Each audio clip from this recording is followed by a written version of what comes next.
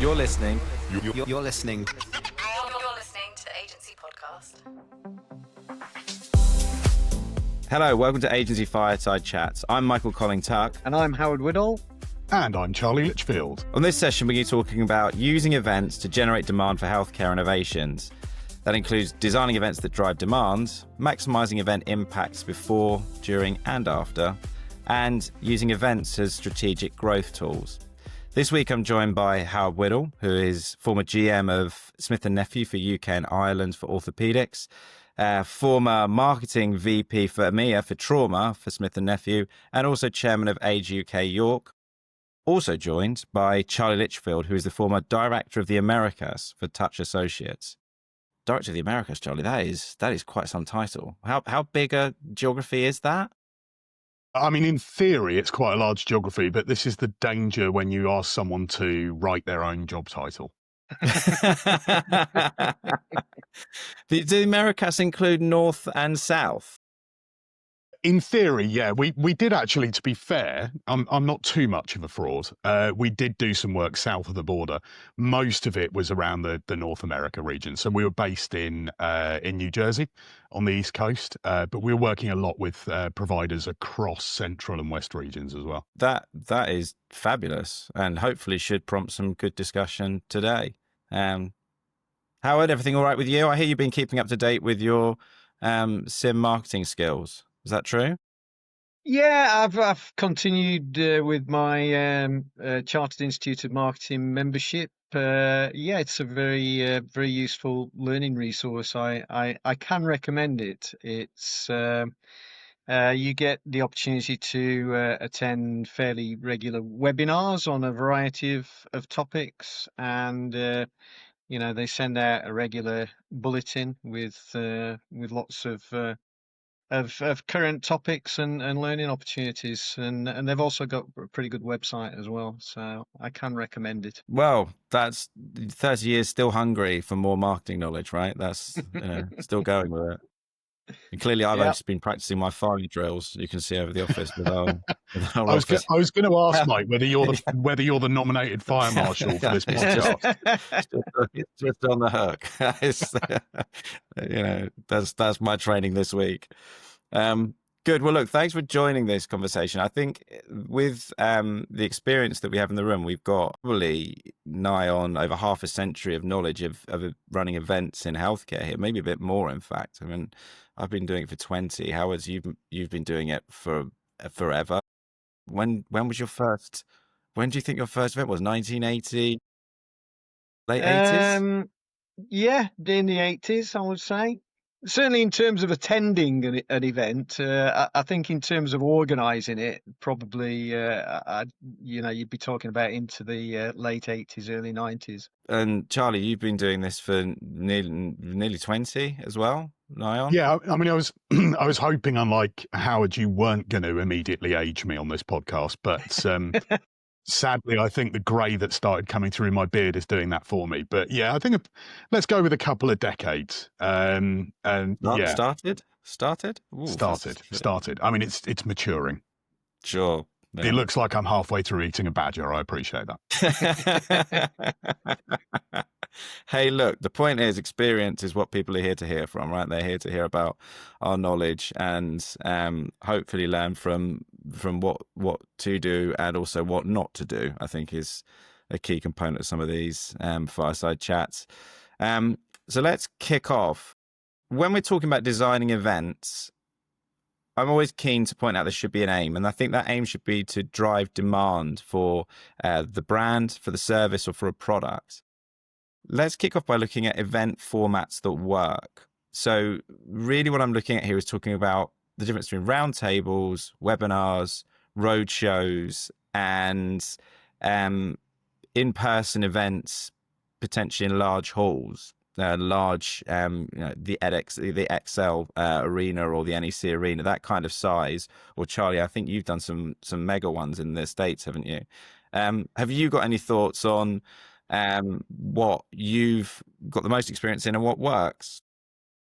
Yeah, I mean, do you know what? It's an odd one because I'm almost going to start by challenging the question a little bit, because the reality is, especially in this space, from my experience, is all of these different types of events have got some sort of place at some point in the life cycle of what you're trying to achieve. And you're 100% right that you have to have a meaningful outcome or a desire to achieve something from an event. Simply gathering people in a room or online or whatever it is, just for the sake of connecting people, is never going to make a big difference. In terms of the different event formats, it's kind of horses for courses is certainly what I've seen. You get so many benefits from the smaller scale meetings and events. So things like roundtables and some of the smaller advisory boards, investigator meetings and such. You've got a much more intimate environment that allows for deeper connections between your attendees and potentially some more active and involved conversation similar to this fireside chat between those attendees and also yourself and your colleagues or peers. But that doesn't discount the larger events. So things like the large scale congresses or larger scale launch meetings, where you're able to divest a lot of useful information to a lot of people in a relatively short space of time. And then the other one that I think you mentioned, and I think we sort of briefly talked about before, is the roadshow effect. I think it's diminished a little bit over the years because of the virtual element that has come in. But there's a real benefit to taking your message, taking your meetings and events on the road, not only because you can maximize the impact of seeing lots of pockets of smaller numbers of people, but you can also start to understand some of those regional nuances of who you're speaking to. And I think as important as that, recognizing what you want the output to be, it's also about recognizing who your audience is and therefore tweaking and tailoring whatever the message is, what the content is, the design of the event to that audience as well. And you think all of these event types are still relevant post-COVID? Because I'm always keen to use this as a evolutionary event in the history of marketing and healthcare. We see a lot of changes post-COVID. Have you seen that within events? Huge, absolutely huge. And I think we've been through a little bit of a roller coaster since COVID, where it became a naughty word and everyone just got bored of saying it, and tried to almost deliberately remove it from any of the strategies. Say, no, it's all right. Things are going to get back to where they were. Something that disruptive and something that transformative globally is going to leave a lasting effect on every element of what we're doing from day to day. And meetings and events were massively impacted by the events over those couple of years. Specifically, I think around the very rapid innovation and evolution around virtual and hybrid programs. I still think all of the meeting types, because they all have a slightly different outcome that you're looking for. So a product launch has got one particular outcome, a roundtable or an investigator meeting might have something completely different.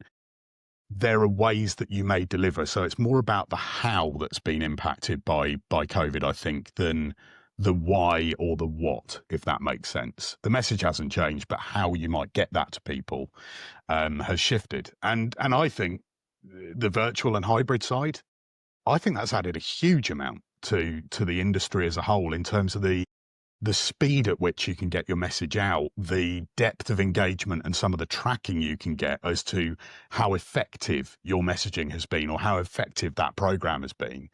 I think it's been transformative for some good reasons as well as some of the bad that we are all aware of.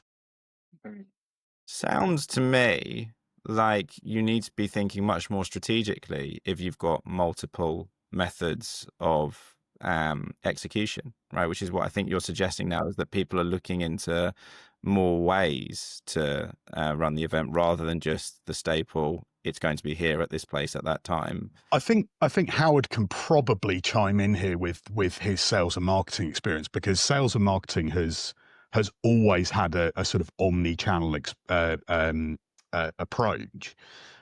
You've had digital marketing, physical marketing, all of these sorts of different approaches. Events meetings and events have historically and pre-pandemic always been about the engagement that you gain during the event. So actually, I think what this has done is it's brought it a little bit more 21st century for meetings and events. And Howard, like I say, you can probably speak a little bit more to how you do adapt things in a multi-channel approach. Yeah, well, I mean, I think you're absolutely right in what you said right at the outset. Is that all of these different event formats have their place. What you need to be careful to do is make sure that your strategy includes a communication plan, a marketing communications plan, and your events need to fit into that plan.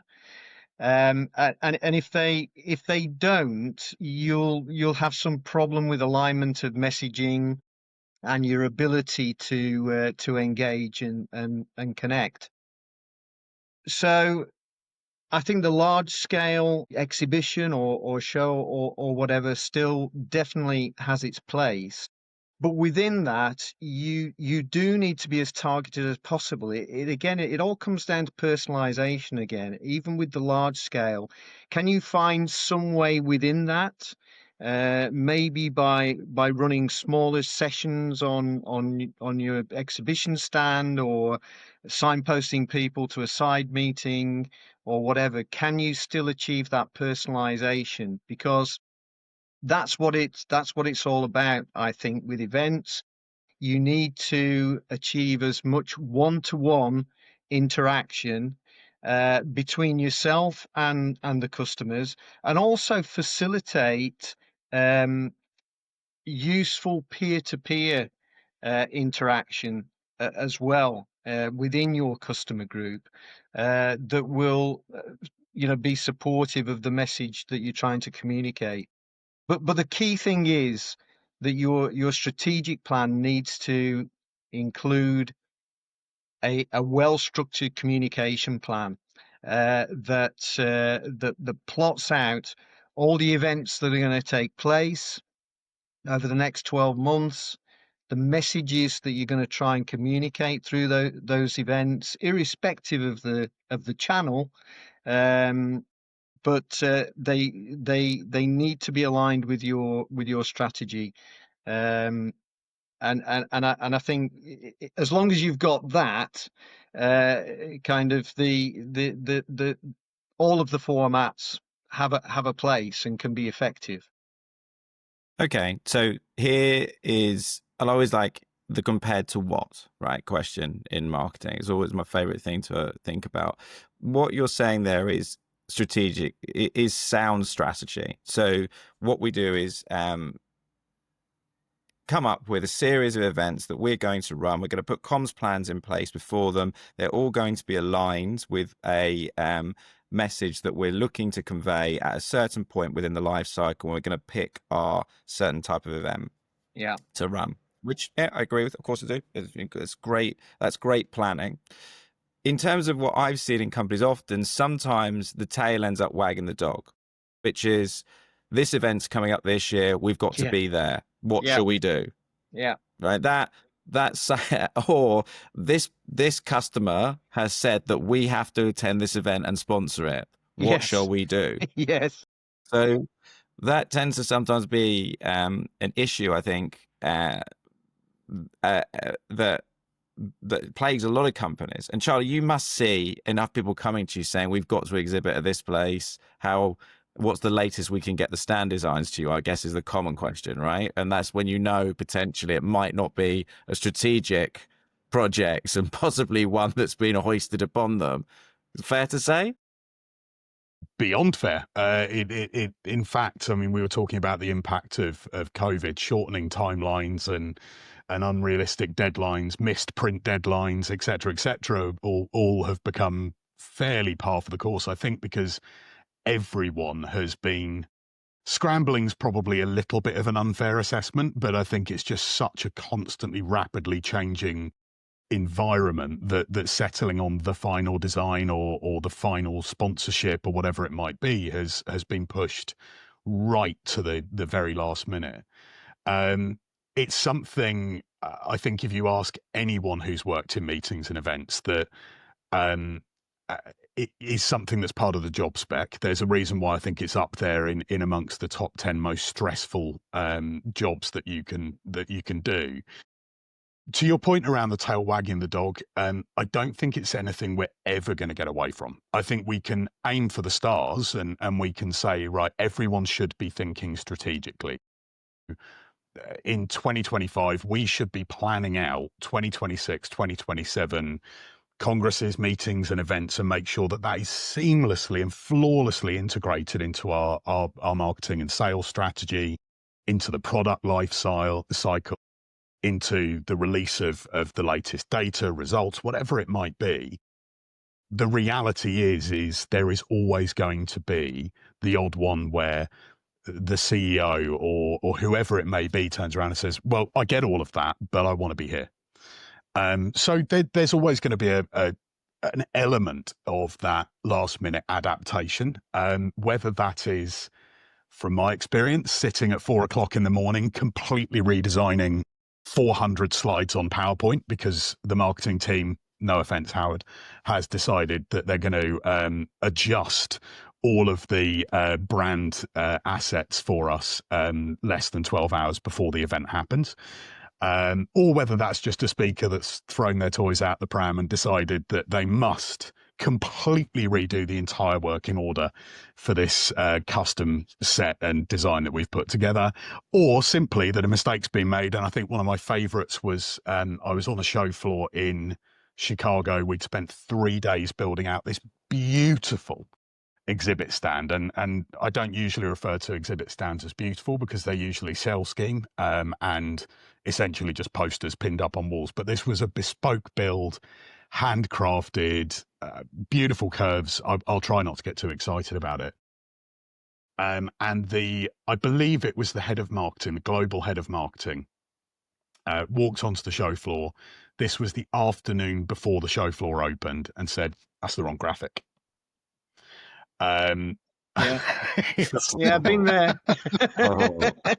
Oh. I don't know whether you've ever tried to find a graphics printer in Chicago on a Friday evening that can print a full, I think it was about an 8-foot tall, 4-foot wide wall of graphics in time for 8 a.m. the following morning. We managed it, but yeah. I feel like I've digressed slightly and gone off on some random tangent about the last minute nature of events. Because the stories are good. I think, but the point you're making here is really, really important, which is really the whole point why I thought this was a great webinar, which is events are an enormous amount of effort. They are an enormous amount of stress, and they are an enormous amount of cost. And the reasons that we do them are important. I think it's great to hear that we talk about strategy at the beginning and the importance of multiple types of events, because in my career, when I was client side, I think I was attending at least 1 to 2 a month where I'd stand on a stand. And sometimes I wasn't quite sure whether it was worth me being there or not. So that time is not just on the marketing manager, product manager, comms manager who is designing the stands, the content for the stands, the pre-campaign. It's also for the sales representatives and often the senior management team. I mean, how would you? I imagine in the latter stages of your career, you were traversing from event to event to event all around EMEA, weren't you? At one point, I would guess. Well, yeah, that certainly can happen. There is an element of, needing to be seen at an event, and you'll be conspicuous by your absence.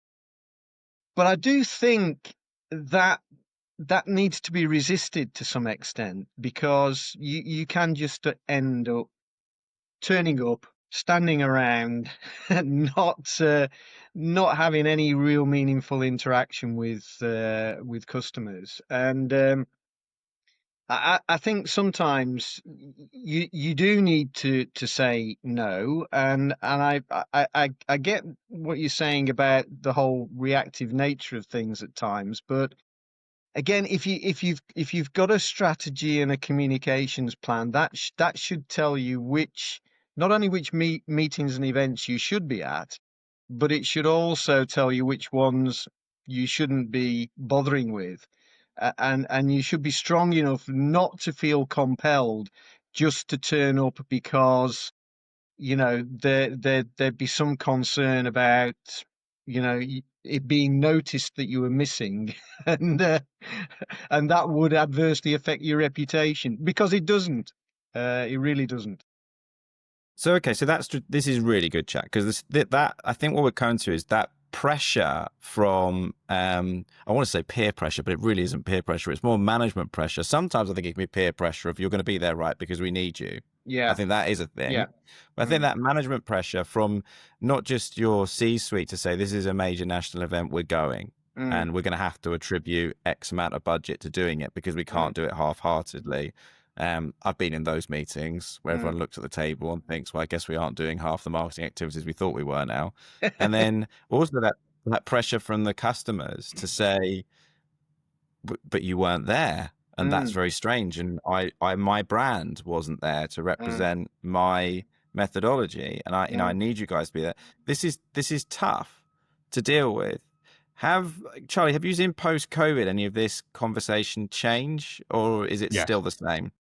Yeah, absolutely. And look, I think, and there are so many different branches we could go down with this one, and please keep me straight and stop me from going off in too many different tangents. But the key difference that I've seen post-COVID, but not due to COVID, if this makes sense, I think is a little bit more comfort and availability of data-driven decisions as well.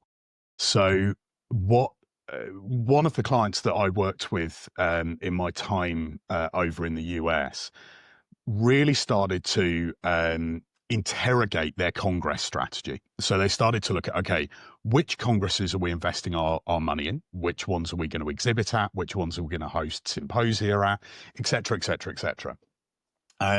Now, the initial reaction from management was, well, we've got to do all of them because our customers are there and they want to see us. But it was all very sort of non-quantifiable, emotive response. It was, well, naturally, we've done it. We've always done it this way. Why would we change it? But yet the mandate coming from management was also, we must save money. So it was, please do all of the same things you've been doing. Don't change anything, but spend less on it. I think we've all been there at one point or another. Yeah.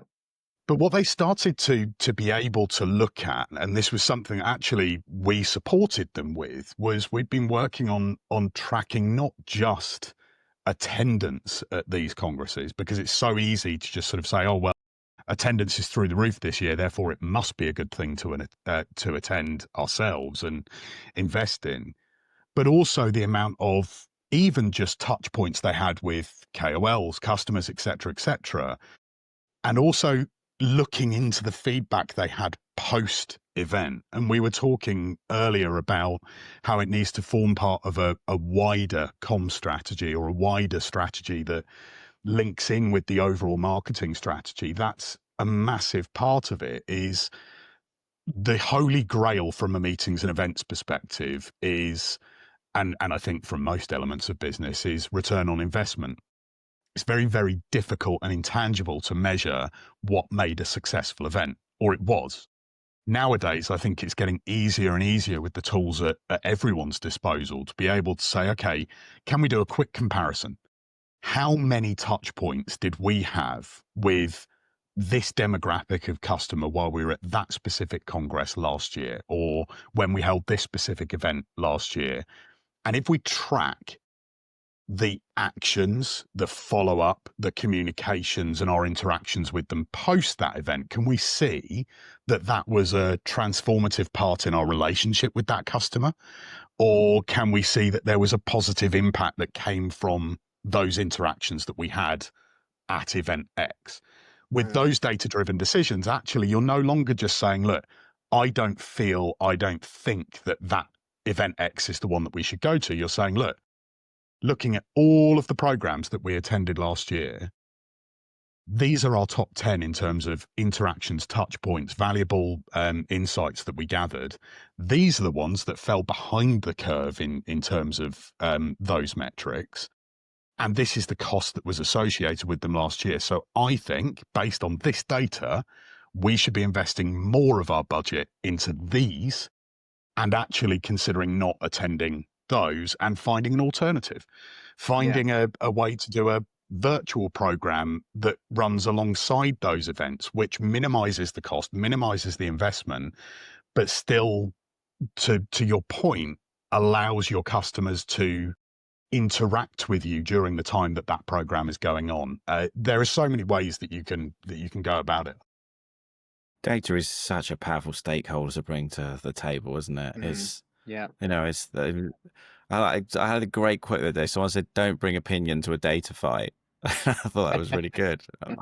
I disagree, by the way. Opinion is still important because there are holes in the data, and sometimes the data integrity is questionable. But that's fascinating. And the other part of it, Mike, is that the data is only as strong as the hands that are holding it. You can use and misuse data as much as you like. I can go and pull a stat for you now about something and convince you via data that this is the right decision to make. But I've just cherry picked the metrics that support what I'm trying to achieve.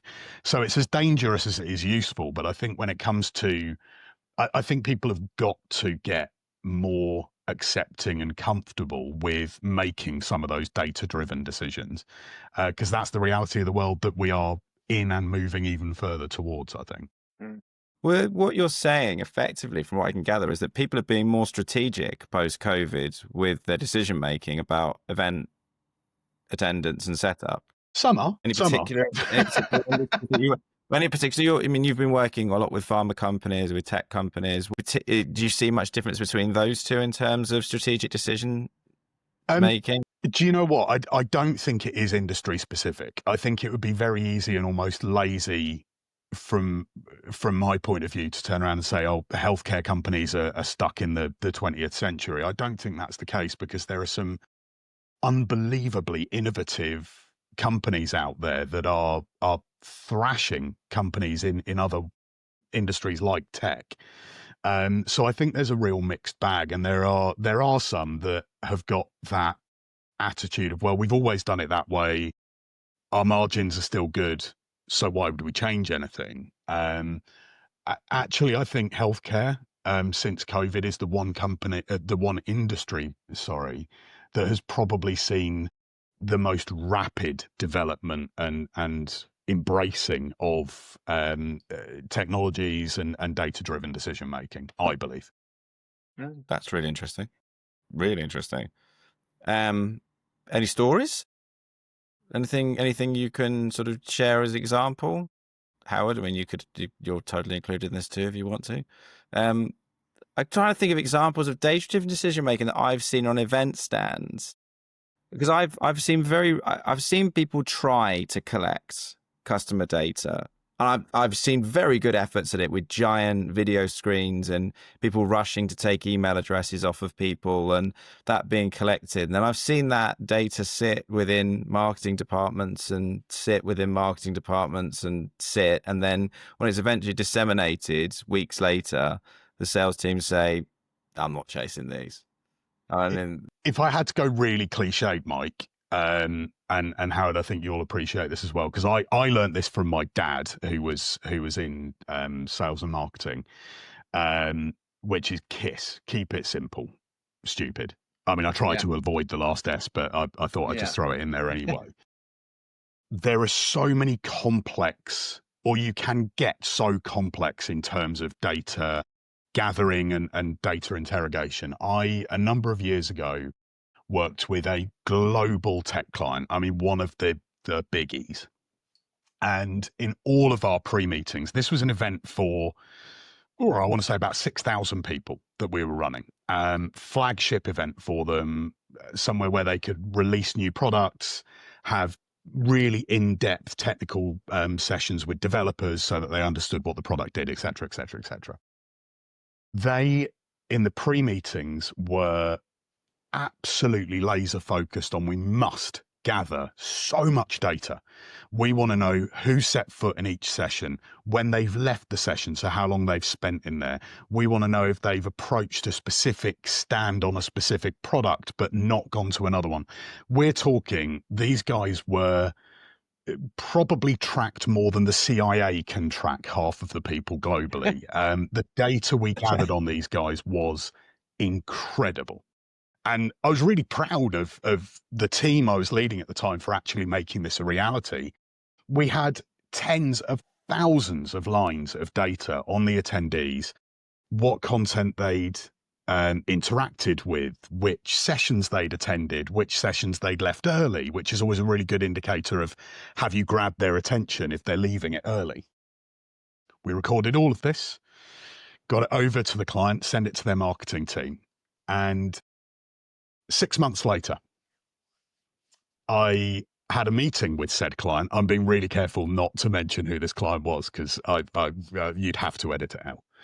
Had a meeting with this client. I said, how's your marketing team getting on with all that data? I was just thinking about it the other day about how amazing it would be to be able to go out to your customers and say, hey, I see that you sat and attended a session in this and interacted with this content. Like, would you like to learn more about this? Or can I sit down and chat to you about the latest updates that we've got in this?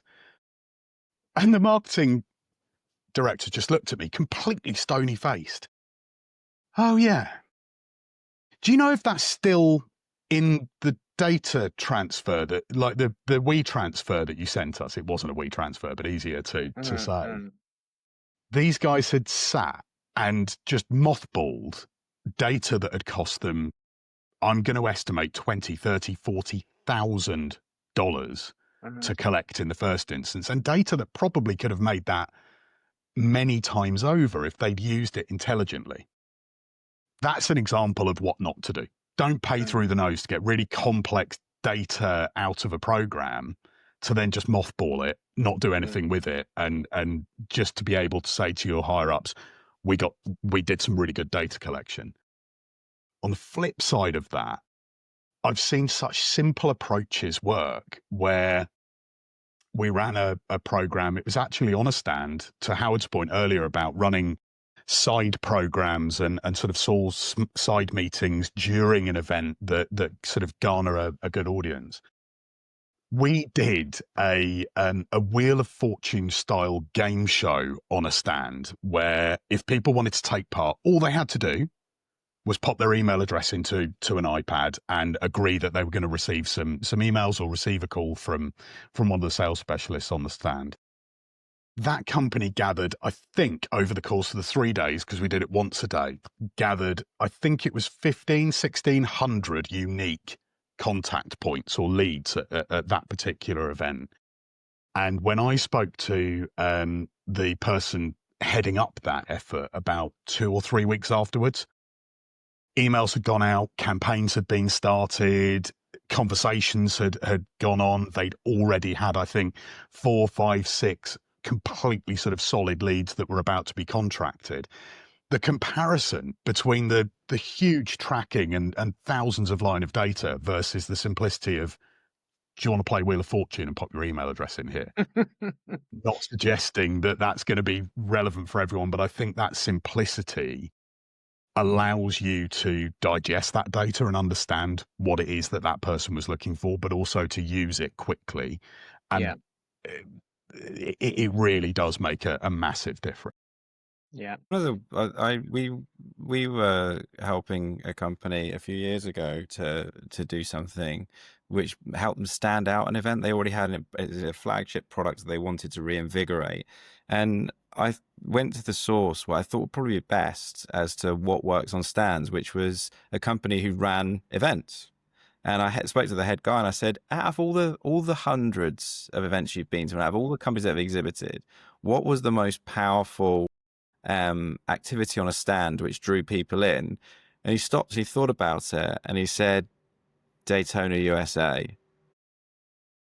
I looked a bit confused, went, what, there was one in Daytona? I went, no, Daytona, USA, the Sega game where people do the racing on the stand. He said, I saw people queuing up to compete with one another. And then the company had a leaderboard and the clinicians wanted to do was compete to see who could beat each other driving.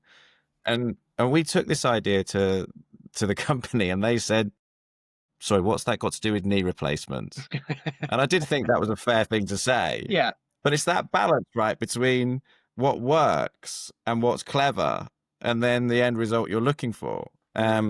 Because sending out that leaderboards and the certain people saying, do you remember when I was top? And then you remind people about it every year and maybe invite them back the next year to see who's competitive, sometimes works. Yeah. I just don't know how tough one to get by the board, right, Howard? Very tough.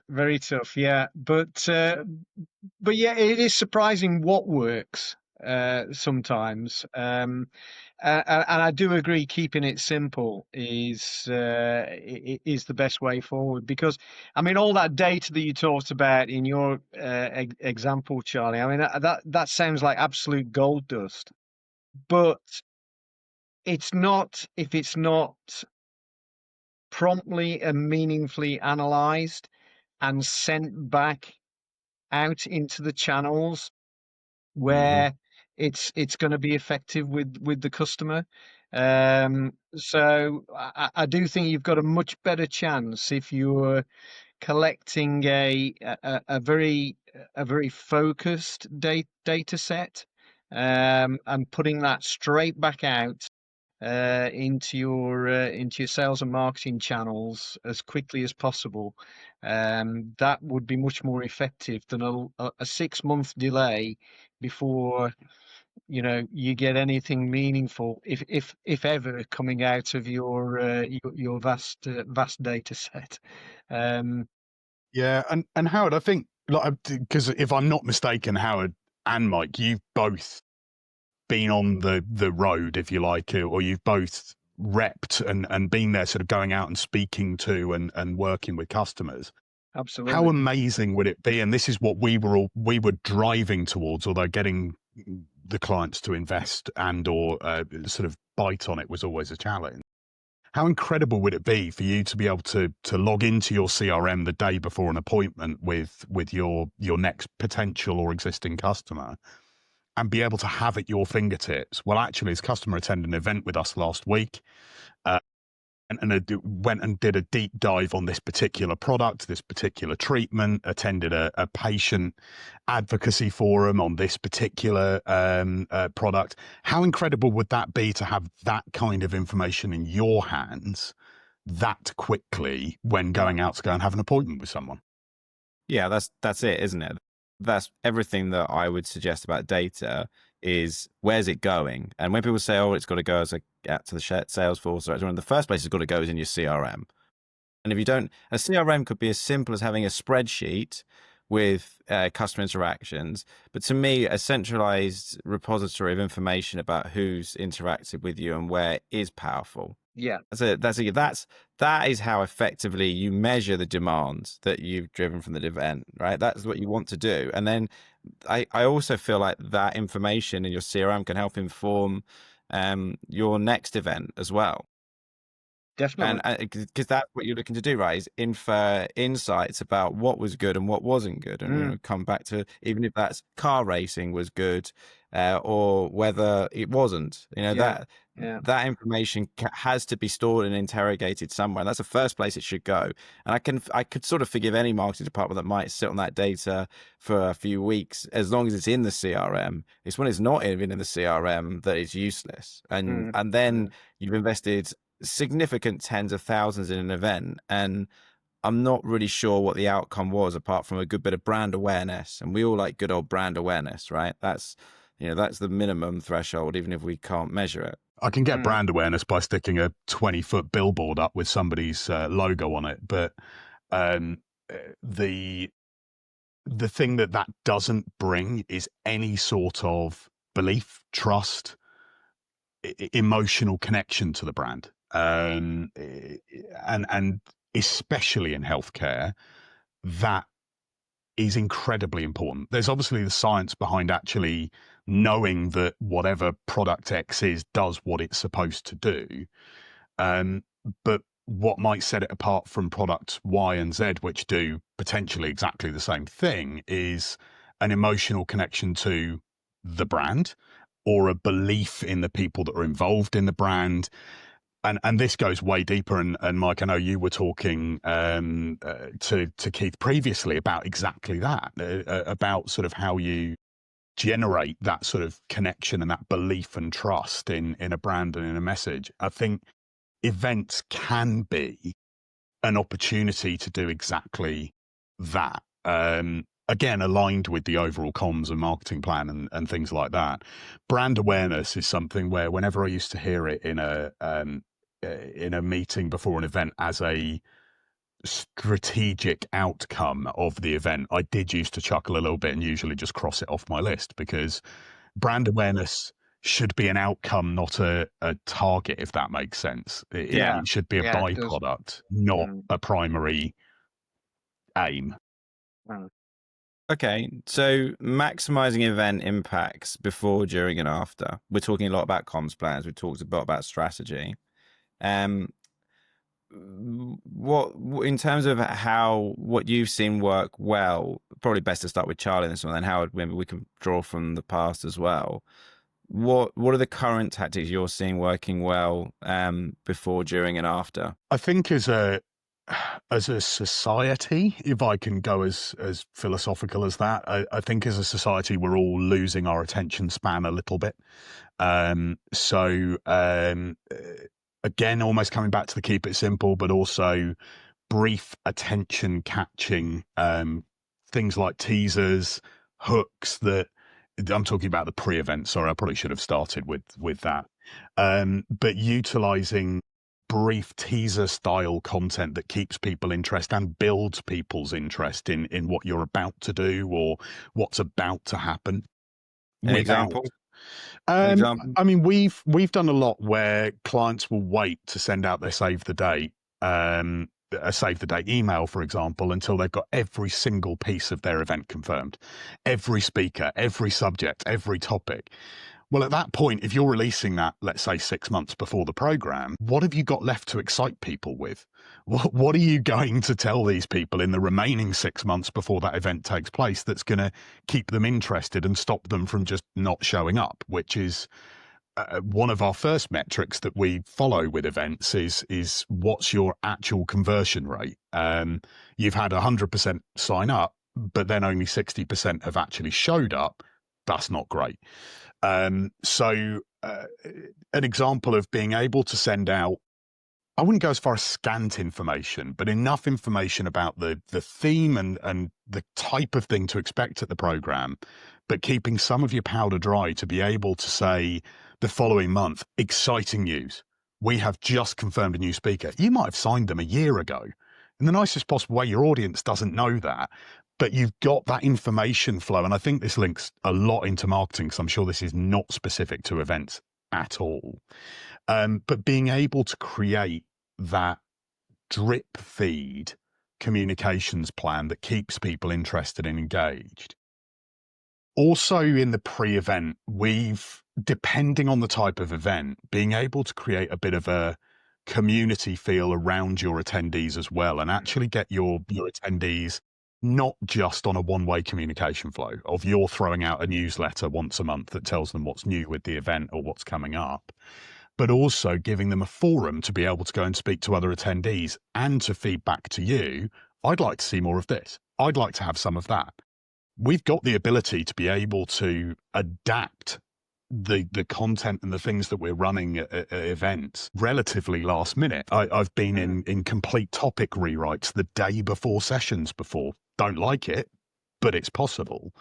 So being able to show your audience that you're listening, as well as allowing them the opportunity to have that forum with other attendees, absolutely critical to getting their buy-in to actually not just want to be there, but looking forward to what they might learn at the program or what they might take away from the program, or the fact they might be able to have coffee with an old colleague that they haven't seen for 10 years.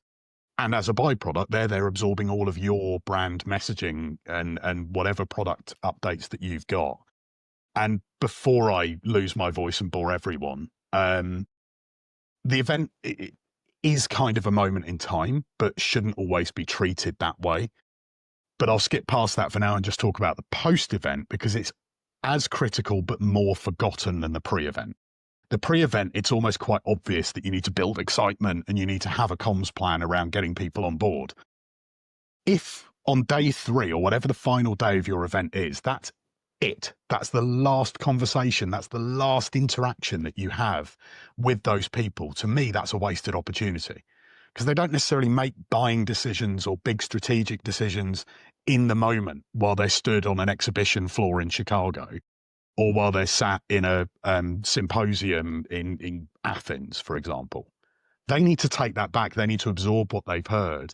The post-event engagement window of a month, 2 months, 3, 6, 12, in conjunction with the marketing team, is just as, if not more important than the pre-event communication side of things.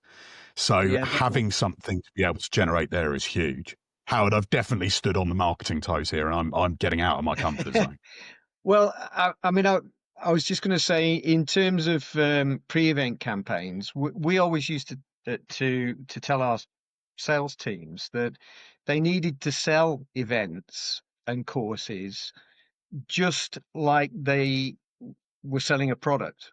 So they should engage with their customer about the meeting in a conversation that identifies that customer's unmet or underserved needs, and then demonstrate to them how being at this event and participating with us at this event will help meet or satisfy those needs, that demonstrate to the customer the value they will get from being at our event, being at our course, how it will enhance their practice, how it will allow them to treat more patients, or whatever it might be. But the event needed to be sold as if it was one of the products that they had in their bag, because indeed it was. I mean, it's a tool for the sales team to capitalize on. So in our world, in creative marketing, an event is essentially a platform which hosts what we would call a lead magnet. And the lead magnet might be educational content. It might be an opportunity to do a product demonstration. But in essence, it's something that you're giving them for free. I appreciate sometimes people do pay for tickets for events. I get that. Yeah. But in the majority of sort of our healthcare world, that fee for the ticket is more a deposit to make sure they turn up, I think, a lot of the time. So, and the money that we invested in any events was always, that money was insignificant what we took in terms of a deposit or a ticket price in terms of the overall event. So there's a high cost to it. So it's important to make sure that you're driving people towards your lead magnets, because that's what creates a lead for you. And without leads, you lack appointments. And without appointments, you lack proposals. And without proposals, you lack sales. So it's a very important part of the buying cycle. And as you rightly point out, Charlie, it's an excellent chance for you to bring across all elements of your brand and display yourself in the best light. I think what's fascinating to me is you organize events, but you talk about the pre and post comms and the during as if it's as important as the event. And that's quite refreshing to hear, because as much as I know that everyone listening to this might think, oh, that's really obvious, I rarely see it done well. Like really, really rarely see it done very well within healthcare. I know everyone has great intentions when they create the event, but because of the amount of time, resource, and effort in organizing the actual event itself, building the event stand and making sure there's nothing wrong, and that you don't turn up and your boss says that's the wrong graphics, that's not a good moment. No one wants that. Whereas, putting in together a pre-campaign or post-campaign, that's a huge amount of work to go alongside it. I mean, what's your thoughts on that, Charlie?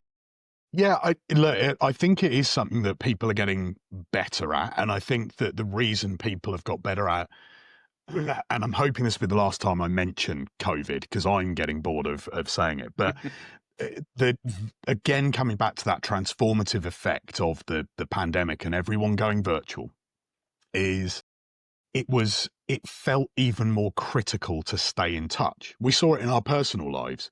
We were running pub quizzes on Zoom during the pandemic to stay connected with our friends and family. And I think the same was true when it came to the meetings and events industry, is we had to adapt, we had to evolve.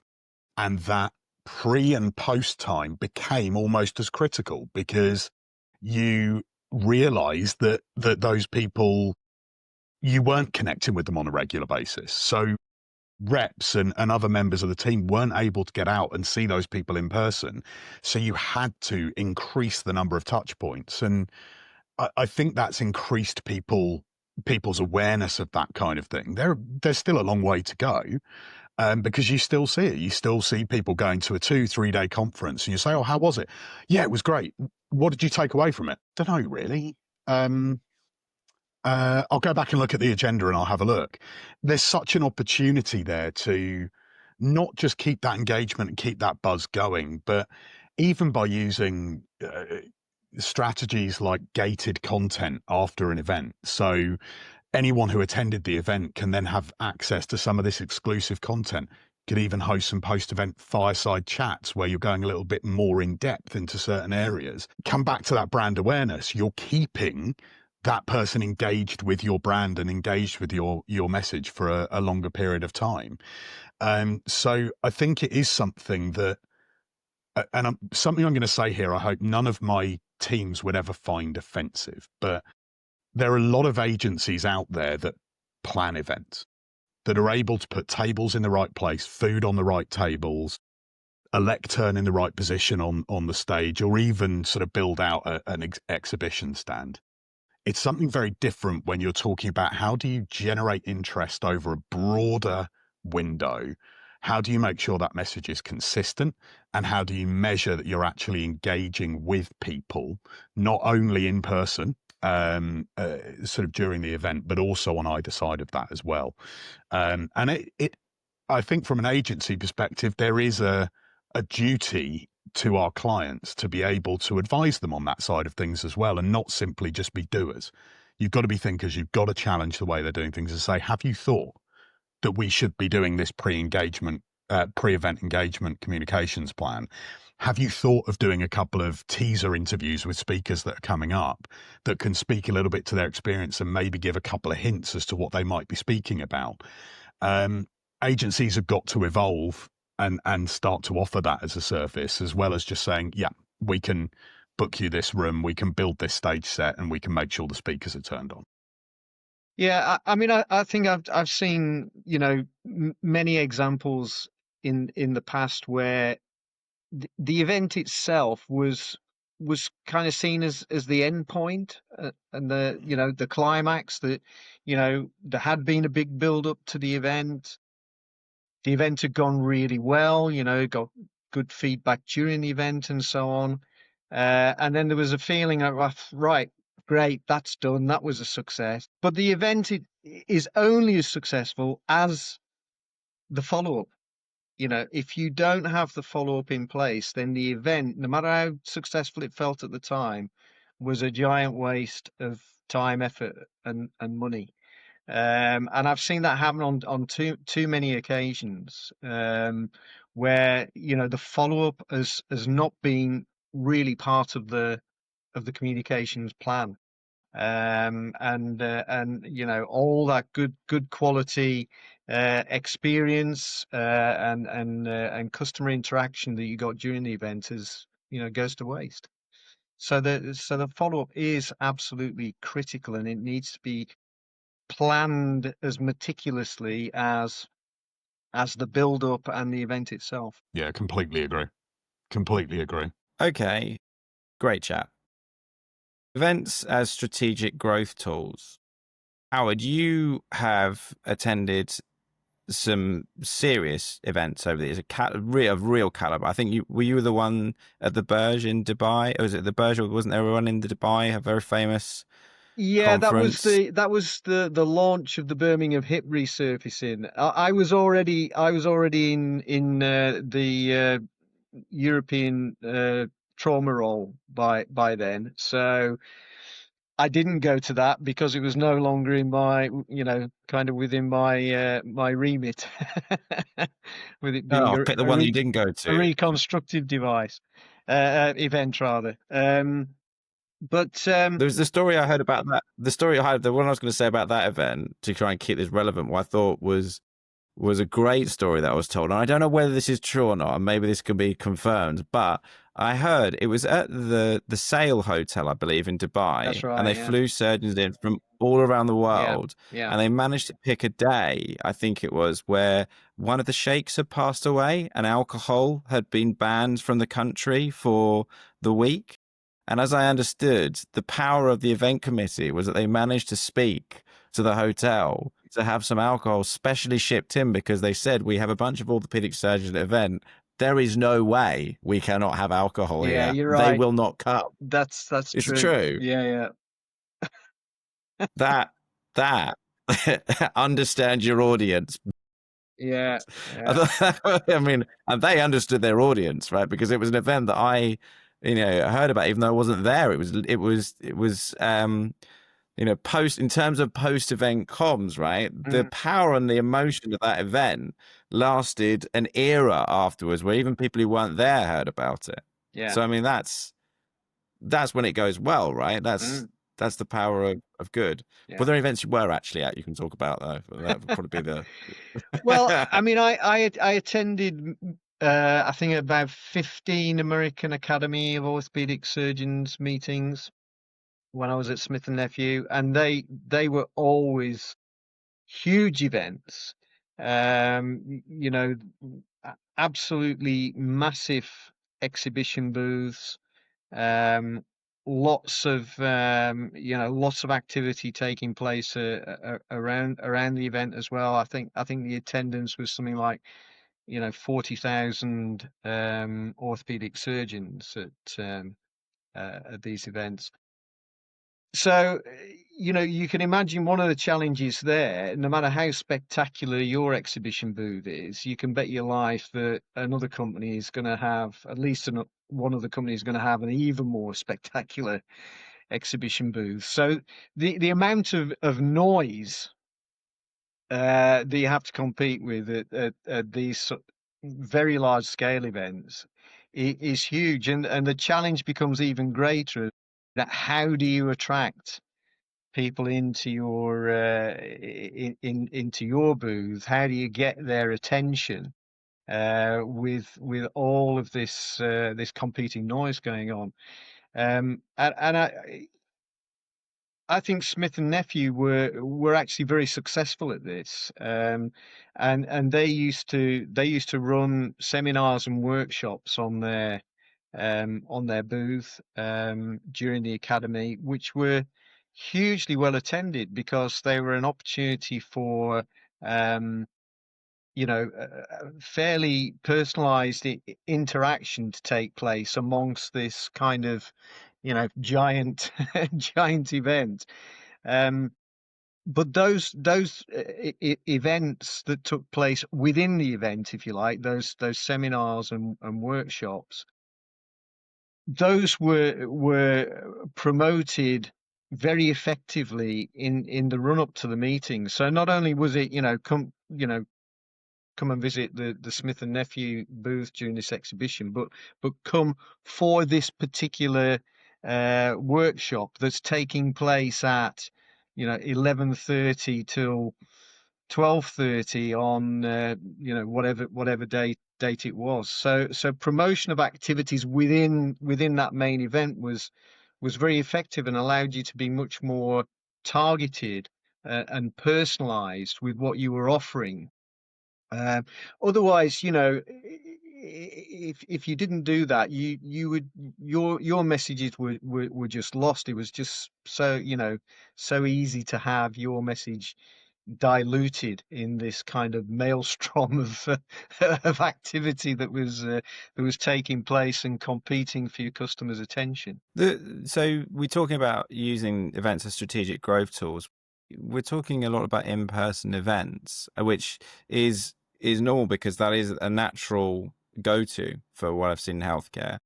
A lot of the time when I'm talking to clients at the moment about product life cycles, I talk a lot about user group meetings, Yeah, and they used to be an in-person event. yeah, But nowadays, webinars are a much more effective way for a group of users to meet in the evenings, and sometimes prospective users to join those meetings. yeah, Charlie, you mentioned the word community earlier.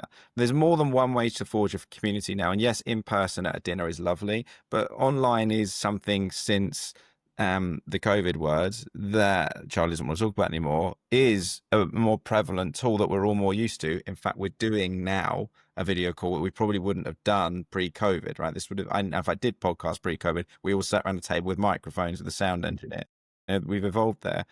In terms of utilizing In terms of strategies for this, Charlie, have you got any thoughts on methodology you've seen that isn't a large event or small events that you can sort of offer out to the audience to say these are good options for strategic growth that you've seen?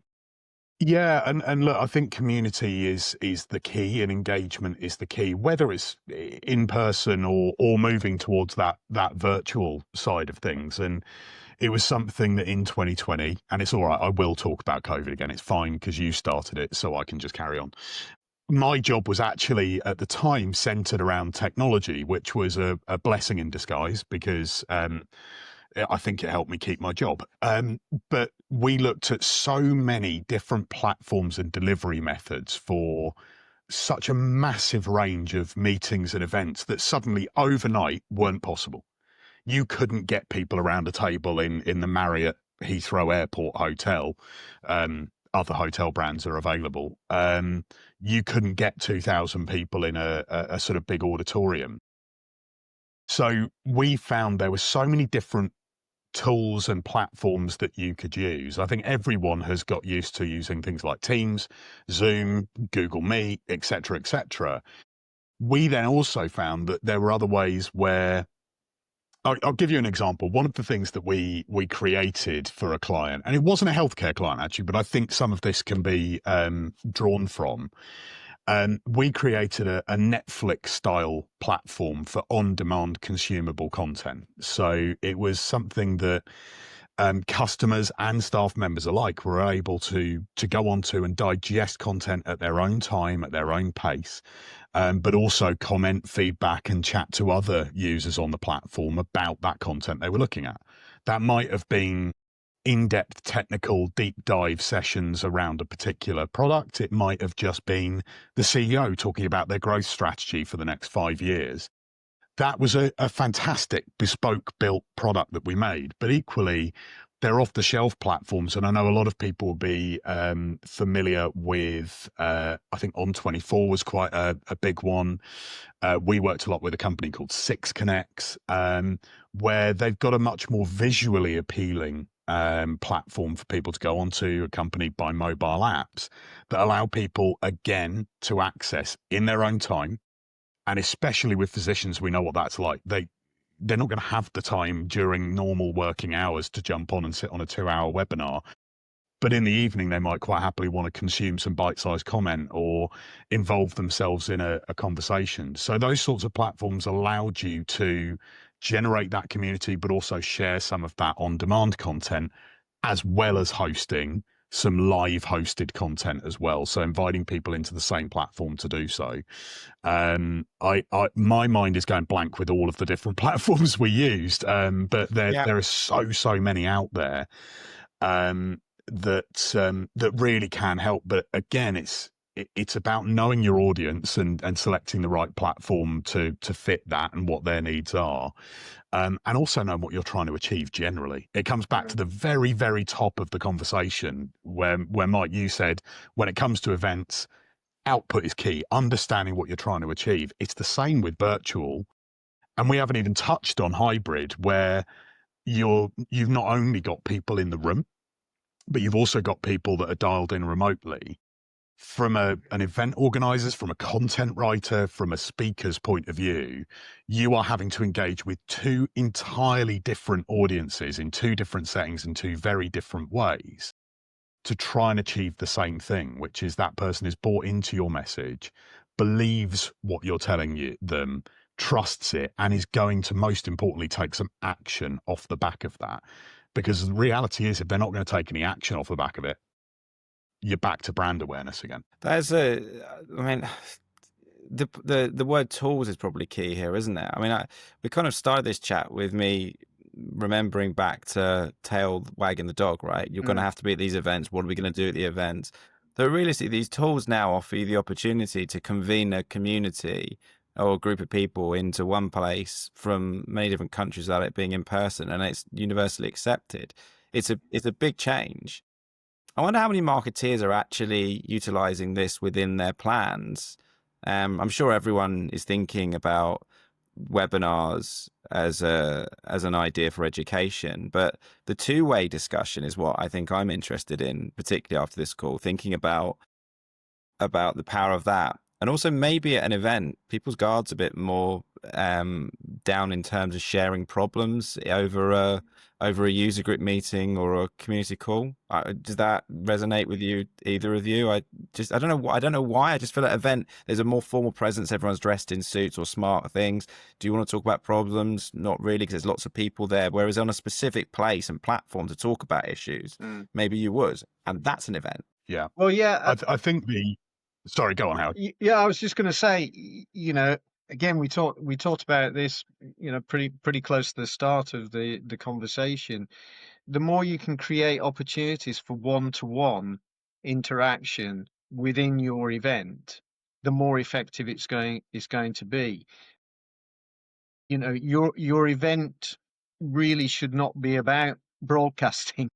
It should be about personalization. It should be about understanding your individual customers' needs and how they're going to get satisfied through this event, through the interactions they have. So again, irrespective of the channel you use, the more opportunities you can create within your event for one-to-one interaction, the more effective and the more successful you're going to be.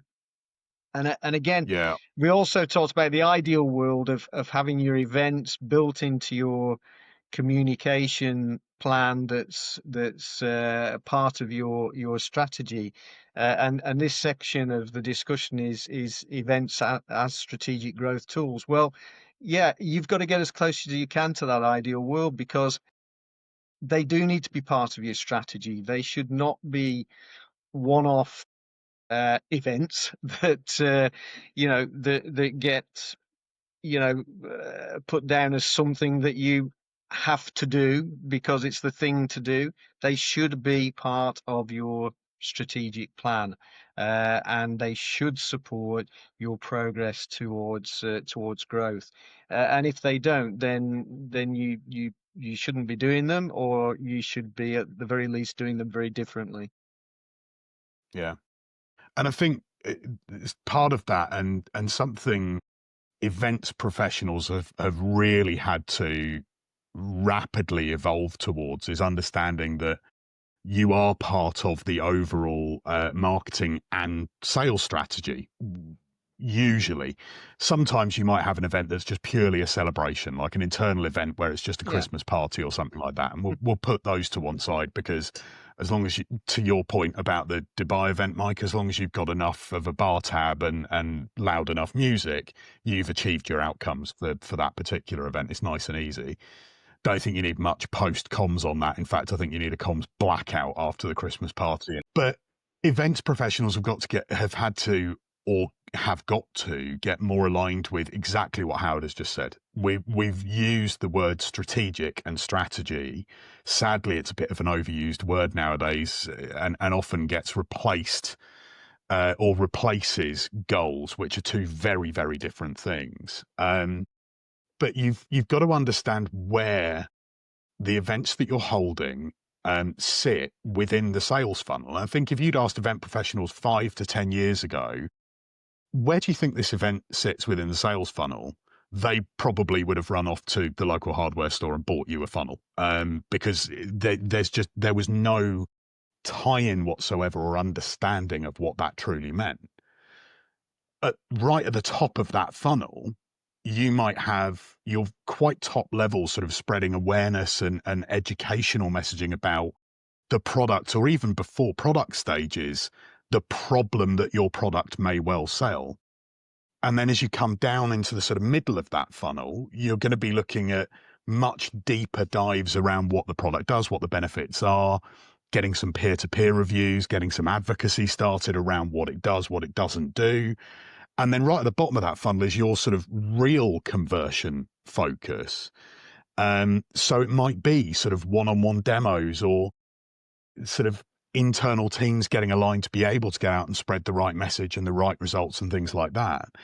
That level of understanding of how the event life cycle links into the marketing and sales life cycle has still got a long way to go, I think, from the event planners of old, but it is definitely improving. And I think just the final bit on the strategic growth side of things comes back to, for me, the storytelling piece, which is you can put as many technical experts or as many senior salespeople, marketing people, or even scientific people from your business on the stage to wax lyrical about how wonderful product A, product B, or treatment C is. But unless you're generating an emotional connection with the story, unless there's something that explains to that person why that's so different, very often that falls flat. And I think that is an evolution in terms of how content is delivered at events, whether virtual or in person. Previously, it was very dry, very scientifically focused. I think now people are looking for a little bit more of that. Lead me on that journey. Help me to understand. Is that going to make, and I think Howard mentioned it, is that going to make me more efficient in what I'm doing so I can help more people? Is that going to improve my patients' lives by 30%? You might not be able to quantify it, but there's something there that sticks, and events are a great opportunity to be able to either illustrate that or at the very least explain and look people in the whites of the eyes, whether through a screen or whether in person, and show them that you're speaking from the heart and get them to come along that journey with you. That is, that's a fabulous point. I think that's a really great point to finish on as well. And I'm all about storytelling, right? So you're welcome. We didn't script this either. I'd like you didn't even prep me to say that. It was really well, and we're about to actually launch a course about storytelling next week. So thank you very much. Shameless plug. You're welcome. That was perfectly pinned in there, Charlie. That's really well done. Thank you very much for your time. I've genuinely really enjoyed this. It's been excellent, and it's a topic that I think we can probably have a discussion about again in the future, because I think there are more tactical elements of what good looks like that we can run through on events, and also probably what bad looks like as well. And everybody likes stories about events that have gone wrong, right? So maybe we can come back and join there. But in the meantime, thank you ever so much for joining, both of you, and hopefully see you again in the very near future. It's been a pleasure. Thanks to both. Thank you. Good.